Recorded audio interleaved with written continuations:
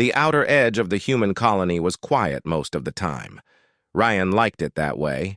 His small home stood near the old cargo docks where traders once came with goods from other planets. Now most of those docks were closed and empty. At night, only the sound of the wind moving through the metal beams broke the silence. One evening, Ryan walked along the abandoned docks carrying a toolbox. He worked as a repairman and often took short walks before bed to clear his mind. The moonlight touched the rusted walls, making them glow faintly. That was when he noticed something unusual. Long, sharp scratches ran along the wall near an old storage tunnel. The marks were too deep and too straight to be made by normal tools. They almost looked like claw marks. Ryan knelt and ran his fingers over them. The edges felt fresh, as if whatever made them had been here recently. He turned his head and listened. At first he heard nothing but the soft whistling of the wind. Then came a faint sound. It was not the sound of metal creaking. It was more like a light rustle, quick and smooth, as if something moved inside the tunnel. Ryan took a step closer. The tunnel mouth was wide enough for two people to walk side by side. A dim smell of damp air drifted from within. He peered inside, but saw nothing beyond a few meters. The rest was pure black. He stood there for a moment, debating whether to enter. Just as he decided to take one step forward, two glowing shapes appeared in the darkness. They were eyes, shining a pale yellow. They did not blink. They were fixed directly on him. Ryan's heart began to pound. His first thought was that some kind of animal had made a den here. But the eyes were set higher than he expected, at the height of a person's head. Then, in the faint light, he caught a glimpse of a figure. The shape was humanoid, with a head, shoulders, and arms, but the outline seemed wrong. The figure moved, slightly, and the edges of what looked like large wings shifted in the dark. The surface of the wings caught a tiny flash of moonlight from the tunnel entrance. They were not like bird wings. They were thin, stretched, and shaped like those of a bat. Ryan froze. He had heard stories of strange visitors from other worlds, but nothing like this had ever appeared so close to the colony. The figure remained still for several seconds, as if deciding what to do. Then, with a sudden rush of movement, it stepped back into the shadows. The eyes disappeared.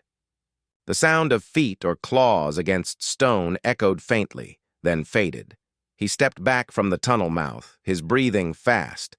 The old docks had been empty for years, but now it seemed they hid something unknown. His curiosity grew, but so did his caution. The next morning, Ryan returned to the same spot. The daylight made the tunnel seem less threatening, though the claw marks on the wall were still clear. He leaned inside, but the sunlight reached only a few meters in. Beyond that, there was nothing but shadow. He decided to bring some food the following night. If it was an intelligent being, maybe it would take the offering. If it was only an animal, at least he might get a better look. That evening, he placed a small container of dried fruit and water near the tunnel entrance. Then he hid behind an old crate several meters away. An hour passed. The moon climbed higher. The wind grew colder. Ryan's patience was starting to fade when a faint movement caught his eye. The same figure from before stepped into the faint moonlight. He saw more detail this time. The figure was taller than he expected, with long limbs and a narrow frame. The skin looked pale, almost silver in the moonlight. The wings folded close to her back, their edges curling slightly at the tips. The figure moved with care, avoiding the patches of light that fell through gaps in the dock walls. When she reached the food, she crouched low and touched the container. Her fingers were long and thin, and the nails were curved like tiny hooks. She sniffed the water, then drank slowly. When she looked up, her eyes glowed again. For a brief second, they met Ryan's. A strange expression crossed her face. Then she grabbed the container and stepped back into the shadows. Ryan stayed hidden until she was gone. His mind raced with questions. Who was she? Why did she hide from the light? Was she dangerous? He knew one thing for sure. She was not just an animal. She had taken the food carefully and with purpose. Over the next few nights, Ryan repeated the same act. He brought food and water, left them near the tunnel, and watched from a distance. Each time, the figure appeared only at night, never letting the light touch her skin. She always moved quietly and quickly, and she never approached him directly. On the fifth night, something changed. Ryan placed the food and stepped back, but instead of waiting until he left, she appeared sooner. Her voice was soft and low, almost like a whisper. "You should not be here," she said. The words startled him. The voice was clear, but it carried a strange accent. Ryan tried to respond, but she stepped back before he could speak again. "Go," she said, and vanished into the dark. Ryan stood there for a long time, his mind full of curiosity. The warning in her voice was real, but there was something else, too. It sounded almost like fear. He decided he could not stop now. Something in those glowing eyes told him there was more to this mystery, and he intended to find out. That night, as he walked back to his home, he knew his life had just changed. Whatever she was not from his world, and she was hiding from something far more dangerous than him. The next evening, Ryan could not stop thinking about the voice he had heard. It was the first clear proof that the creature in the tunnel was not only intelligent, but also able to speak his language, even if her accent was unusual. The way she told him to leave made him wonder why she wanted him gone. Was she protecting herself or protecting him from something else? He decided to go back, but this time he would not just leave food. He wanted to talk to her, to ask her who she was and why she was hiding in the old docks.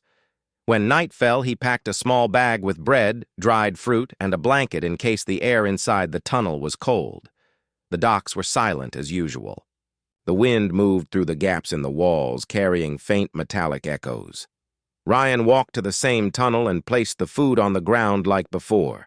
Instead of stepping away far, he moved only a few meters and sat on an old crate where he could be seen if she looked out. For a long time, nothing happened. Then a soft scraping sound came from the darkness. A shadow moved at the tunnel mouth, and the pale figure appeared again. She stepped lightly, keeping to the edge of the moonlight. Her eyes glowed faintly, but this time Ryan noticed they were not just yellow. They had thin rings of green near the center. "You came back?" she said. Her voice was quiet but steady. "Yes," Ryan replied. "I wanted to talk to you. I am not here to harm you." She looked at him for several seconds, without moving. Then she crouched beside the food, opened the bag, and touched the bread.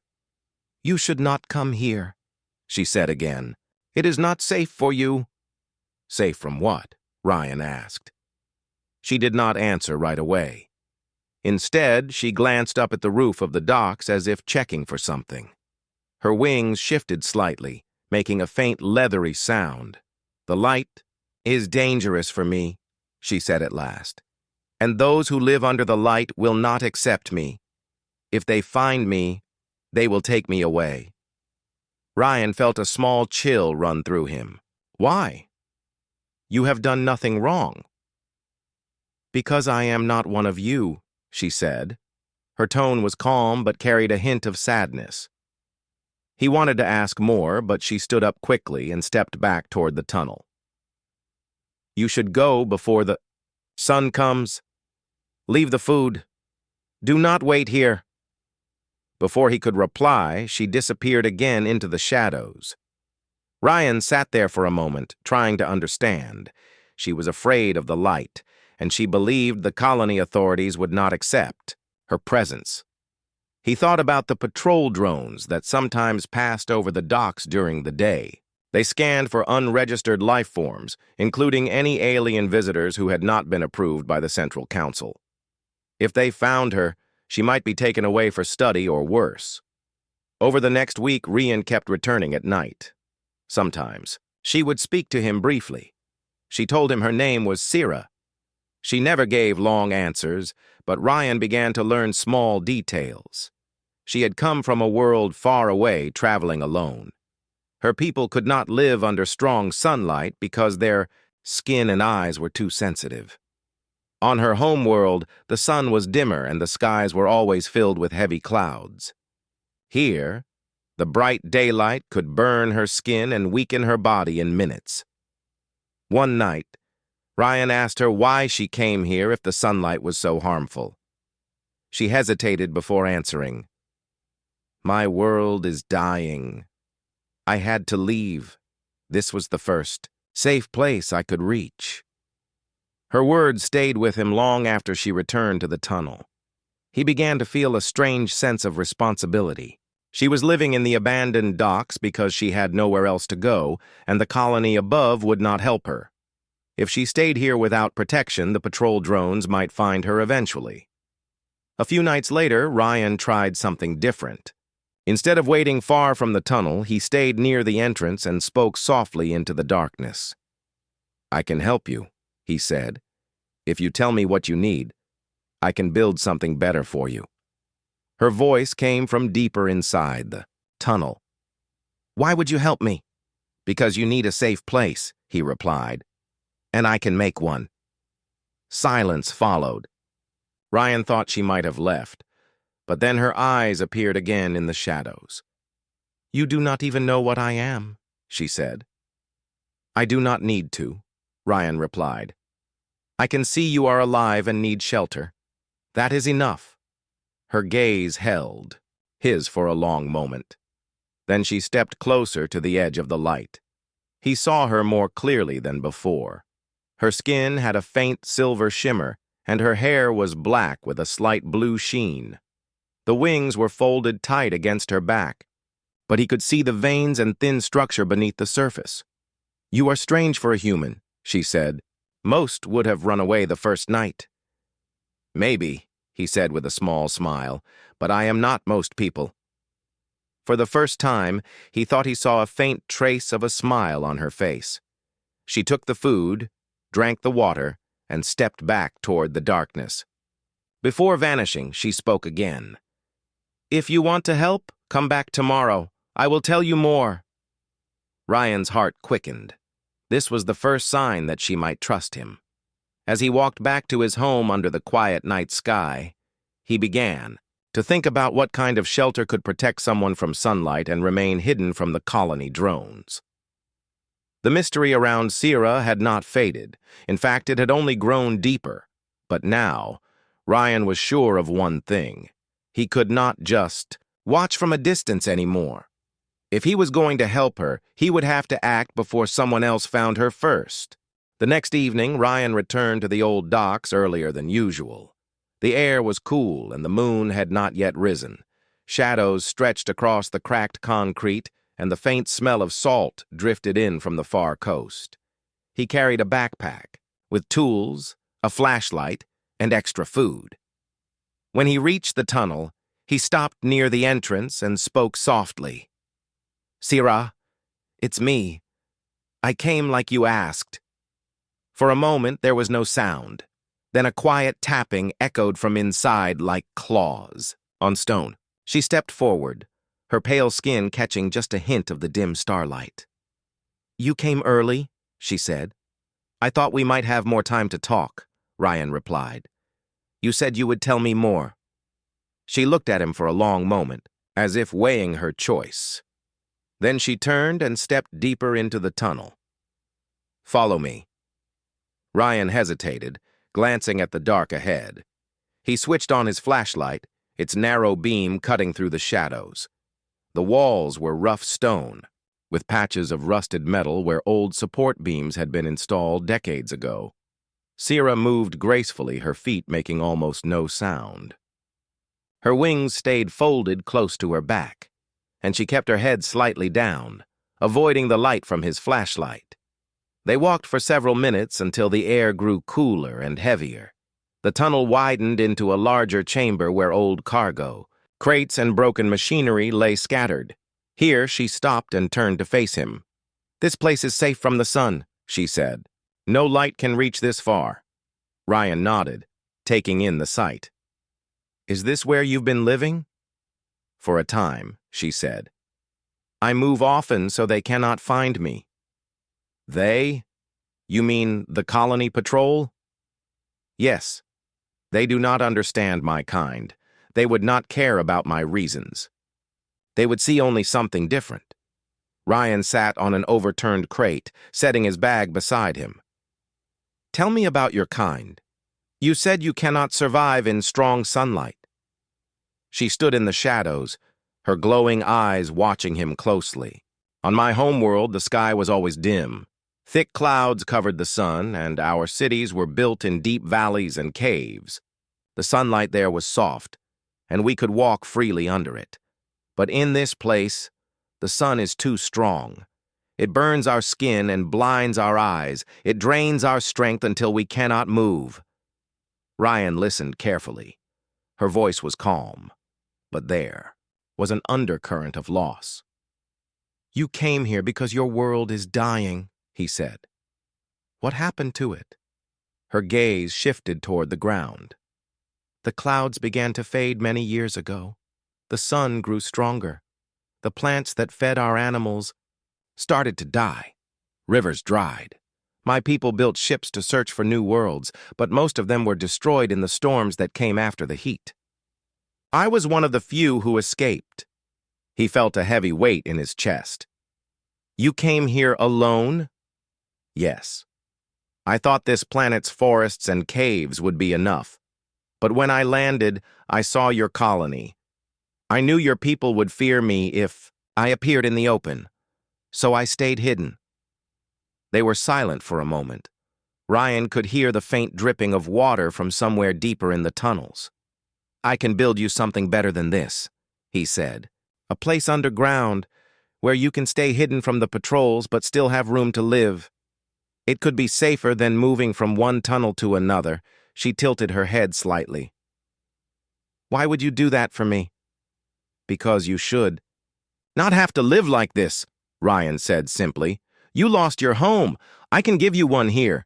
Her eyes softened, but before she could respond, a sudden rumble shook the ground. Dust fell from the ceiling, and the sound of collapsing stone echoed from the tunnel behind them. What was that? Ryan asked, standing quickly. Sierra's wings twitched open slightly. Part of the tunnel has collapsed. We must go another way. They moved toward a side passage, but another crash sounded behind them. The air filled with dust, making it hard to see. Ryan coughed and tried to cover his mouth with his sleeve. This way, she said, grabbing his arm with surprising strength. Her grip was cool, her claws careful not to scratch. She guided him through the darkness without hesitation, turning corners he could barely see. How do you know where we're going? He asked between breaths. I can hear the walls, she said. The sound tells me where they open and where they close. They reached a narrow gap between two stone pillars. Sierra folded her wings tightly and slipped through, pulling Ryan after her. On the other side, the air was clearer. The sound of falling rock grew distant. They stopped to catch their breath. Ryan shone his flashlight around. This chamber was smaller, but the walls were smooth, and a small pool of water reflected the light. This place is safe, she said. The collapse will block the patrols if they come. Ryan sat on the floor, still coughing a little from the dust. You saved me back there. Without you, I wouldn't have found this path. She looked at him steadily. Now you know I am not helpless. But you also see why I cannot live near the surface. Even the tunnels are not always safe. He nodded. All the more reason to build you a real shelter. Something stronger, hidden, and made for you. She was silent for a long moment, then gave a slow nod. If you can do it, I will help you. They stayed there until the dust settled, then made their way back toward the tunnel entrance by a safer route. When they reached the surface, the moon had risen high, casting a silver glow over the empty docks. Sierra stepped back into the shadows, before the light could touch her fully. Tomorrow night, she said. Bring what you need. Ryan watched her disappear into the darkness, his mind already working on plans. He would need tools, materials, and a way to keep the construction hidden from the colony patrols. But one thing was certain. He had made a promise, and he intended to keep it. That night, as he walked home under the cold stars, he realized something had changed between them. Sira had trusted him with her story, and she had saved his life when the tunnels collapsed. Now, their lives were connected. Whatever dangers came next, they would face them together. The following night, Ryan returned to the old docks carrying a heavier pack than usual. Inside were tools, a roll of heavy fabric, metal rods, and a small folding shovel. His plan had been forming in his mind all day, and now it was time to start. Sci-Fi was already waiting in the shadows when he arrived. Her glowing eyes caught the faint moonlight, and her wings shifted slightly as she stepped forward. "You brought much?" she said, noticing the size of the pack. "We need to start if we want this to be ready before the patrols come close again," Ryan replied. "I have an idea for a hidden home. It will be deep enough to block sunlight and far enough inside the tunnels to stay off the scanners." Sira tilted her head, studying him. "What do you need me to do?" "Guide me," he said. "Your hearing can find places I would never notice." She gave a small nod and turned toward the tunnels. They walked in silence for several minutes until she stopped near a wall of rough stone. She tapped it lightly with her claws, then listened. "There is space behind this wall," she said. "It is dry and does not connect to the upper levels." Ryan inspected the wall with his flashlight. The rock looked solid, but there was a faint hollow sound when he struck it with the handle of his shovel. "Perfect," he said. "If we break through here, we can create a chamber. I can bring in supports and cover the entrance so no one sees it."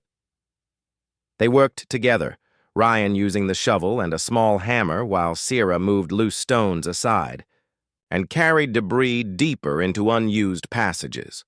Her strength surprised him. Despite her slim frame, she lifted heavy pieces of rock with ease. Hours passed, and the hole in the wall grew wider. When they finally broke through, they found a narrow cave that stretched into darkness. The air was cool and dry, with no smell of mold or stagnant water. "This is good," Sira said. "The walls are strong. We can make this larger."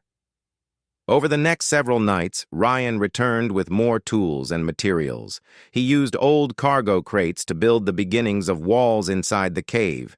Metal rods from the abandoned docks became supports for a roof that would hold layers of stone and earth. Sira helped by finding places where the rock was weakest, allowing Ryan to cut passages without wasting time. She also showed him how her people used sound to map spaces.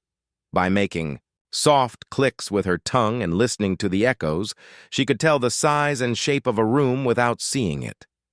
Ryan was amazed. "You could teach this to our miners," he said one night as they worked. "They would not trust me," she replied simply. Ryan did not argue.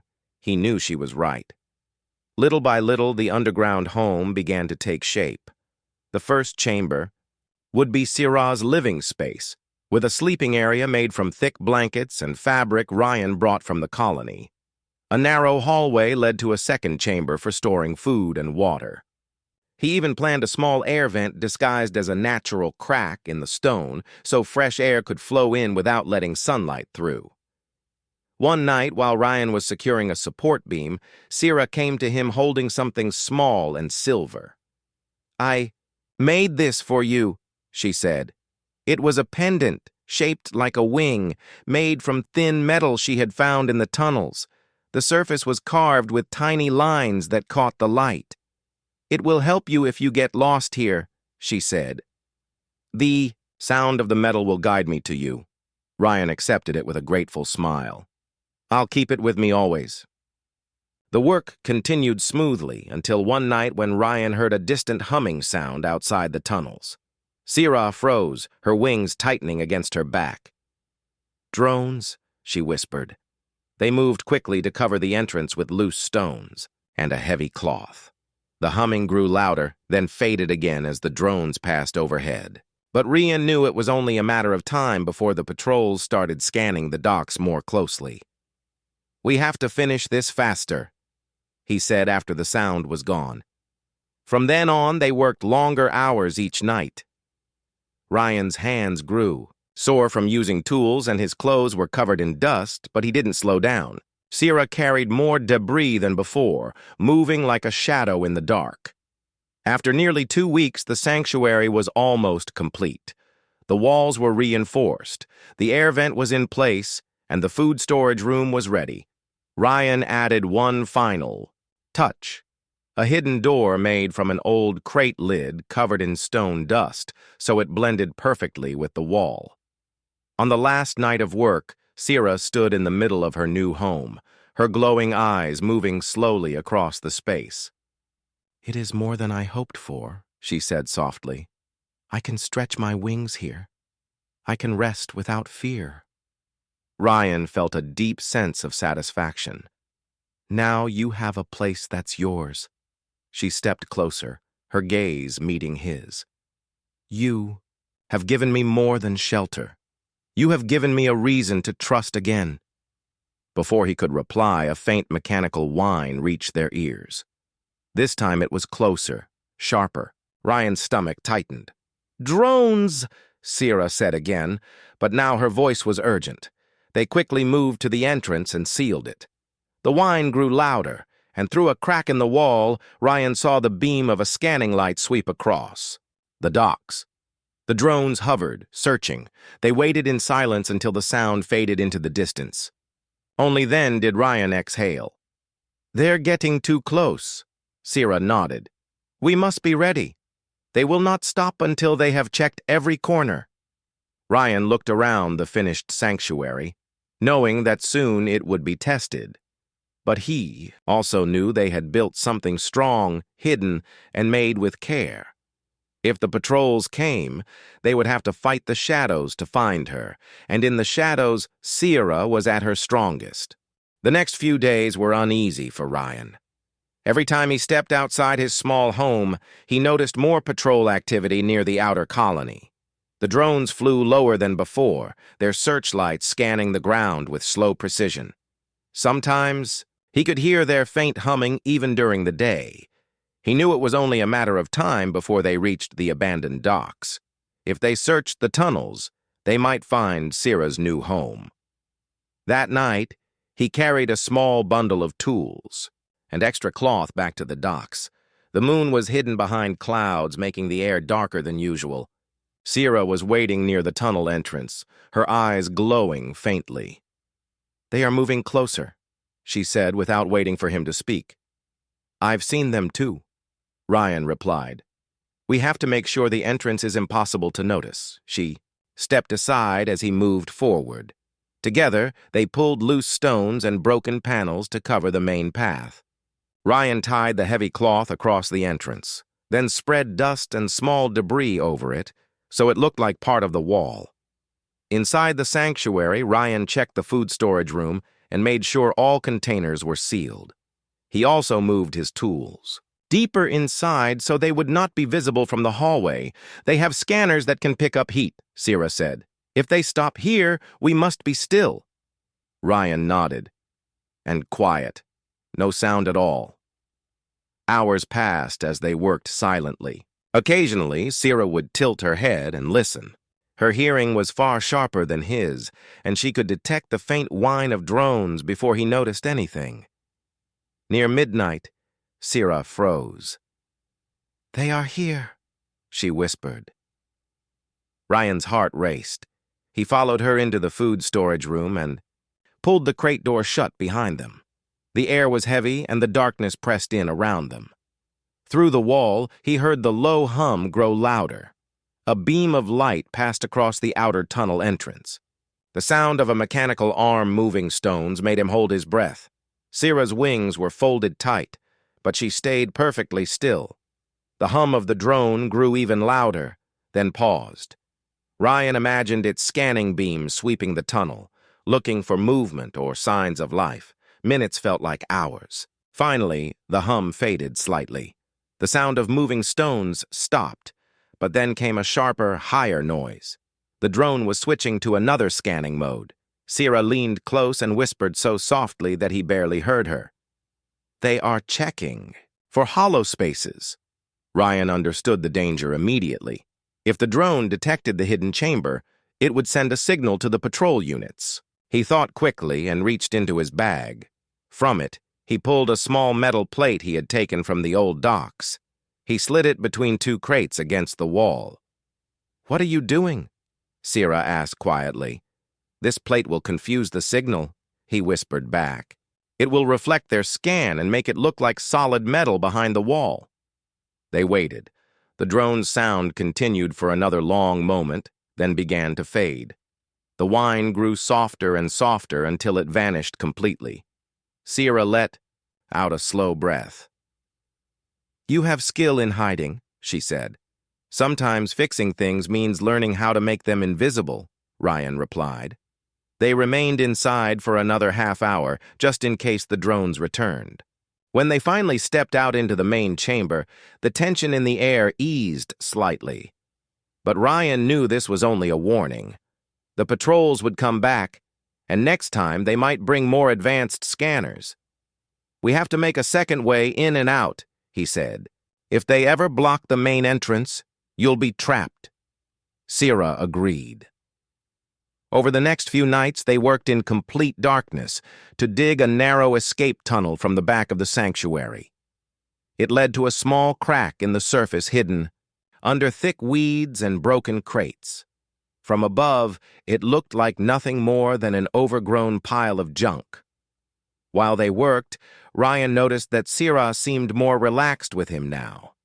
She spoke a little more, sometimes telling short stories about her home world, the deep blue rivers that glowed under starlight, the sound of wind moving through the giant stone caverns, the way her people would sing at night to guide travelers. Ryan listened carefully, trying to picture the places she described. He could tell she missed them deeply, even if she did not say it aloud. One evening, while they rested, Sierra asked, "Why risk so much for me? If they find you helping me, your people may punish you." Ryan thought for a moment before answering. "Because you are alone. Because no one else will help. And because I believe we can choose who we protect, no matter what others say." She studied him with her glowing eyes, then gave a small nod. "Then I will protect you as well." The days passed quietly until one cloudy night when Ryan was making his way to the docks. From a distance, he saw the faint light of a drone moving low across the rooftops. It was heading toward the tunnel area. He moved quickly, using the shadows to stay hidden. By the time he reached the sanctuary, Sierra was already inside. "They are coming again," she said. They both worked quickly to seal the entrance, scattering debris over the ground. When the drone arrived, they were deep inside, silent.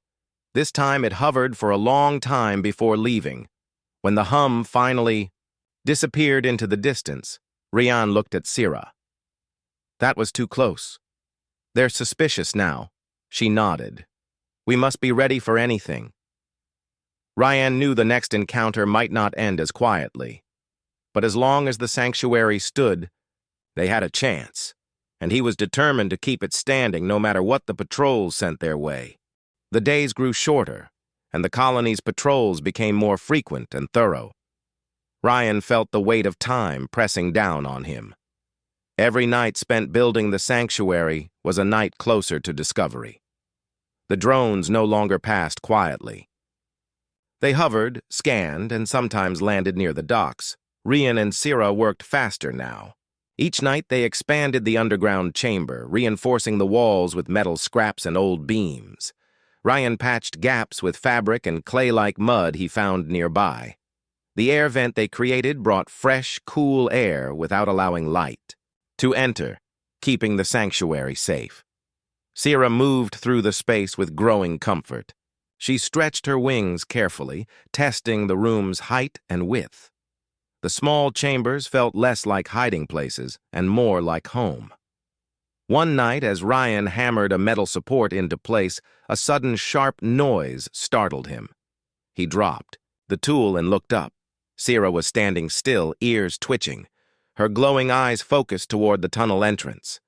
"They are closer," she whispered. Outside, the faint hum of a drone grew louder.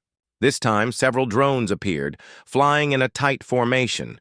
Their searchlights swept the docks rapidly, looking for any sign of movement. The patrol was not just scanning, they were searching aggressively.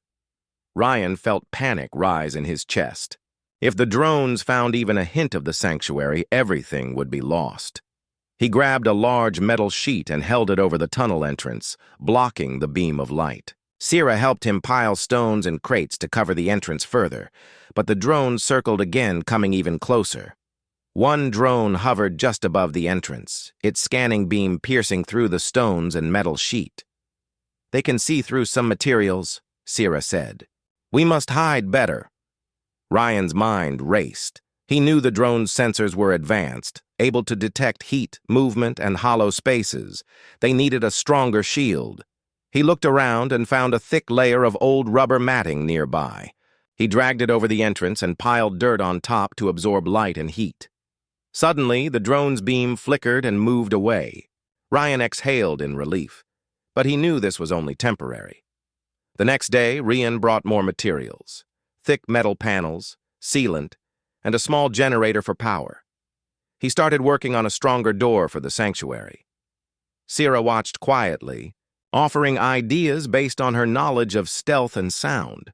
Together, they crafted a heavy metal door that could seal tightly. Ryan added layers of insulation to block heat and sound. He installed a simple lock that only he could open. At night, they tested the sanctuary's defenses. Ryan stayed inside for hours while Sierra listened for drones. They talked quietly, sharing hopes and fears. For the first time since she arrived, Sierra smiled openly. She said the sanctuary felt like a true home, but the danger was not gone. One evening, as they worked on sealing the final cracks, a sudden alarm sounded from the colony's control tower. Ryan saw blinking red lights and heard distant sirens. Patrol ships were mobilizing. Something had triggered a full alert. Sierra's wings lifted nervously. "They know something is here." Ryan nodded grimly. "We must finish now." They worked through the night, moving fast but carefully. Ryan installed the last support beams, while Sierra sealed holes with mud and fabric. Outside, the patrol ships flew low, searching every inch of the docks and tunnels. Ryan's hands trembled as he hammered the last nail. The sanctuary was complete. Sierra stepped inside, testing the air. She looked at Ryan, eyes shining with gratitude. "You saved me." Ryan smiled back. "We saved each other." As the first rays of dawn touched the colony above, they sat quietly inside the hidden home. Outside, the patrols searched and scanned, but they found nothing. For now, Sierra was safe. But both knew this was only the beginning. The colony slowly returned to its usual calm. The patrols flew over the docks less often now. Whatever had caused the alarm had been investigated, but nothing was found. Ryan and Sierra stayed inside their underground sanctuary, growing stronger with each day. Sierra explored every corner of the space. The sanctuary was far from perfect, but it was hers. She stretched her wings carefully, feeling safe for the first time since she arrived on this planet. Ryan brought new supplies and shared stories of the colony's people and their lives. He spoke of the stars, the planets nearby, and the hope of a peaceful future. Sierra listened with interest, her glowing eyes softening. One evening, as the sun set and the colony lights began to glow, Sierra looked at Ryan. "I want to see the sky someday," she said quietly. Ryan smiled. "We will find a way. Maybe we can build a special shelter with filters to block the sun's harmful rays. You could go outside safely." Sierra nodded. "That would be a new beginning." They talked long into the night, planning the future. Ryan promised to keep working on ways to protect her and others like her. He believed that the colony could learn to accept differences, to welcome those who were not the same, but still wanted peace. Days turned into weeks. The sanctuary became a symbol of hope, a place where two very different beings found trust and friendship. One night, while they rested, a soft sound came from the tunnel entrance. Ryan and Sierra looked toward the darkness. A figure stepped into the moonlight. It was another being, small and cautious, with eyes glowing like Sierra's. Sierra's eyes widened. "You are not alone." The newcomer smiled shyly. "I heard about the sanctuary. I needed a safe place too." Ryan stood and stepped forward. "Then you are welcome here." Together they began to prepare for others who might need refuge. The colony was changing slowly, and perhaps soon the sun would not be a threat, but a light to guide everyone home. Sierra looked at the stars through a small crack above the sanctuary. She whispered, "Thank you, Ryan." He smiled back. "Thank you for trusting me." In the quiet of the underground home, two worlds met and formed a new family, and this was only the beginning.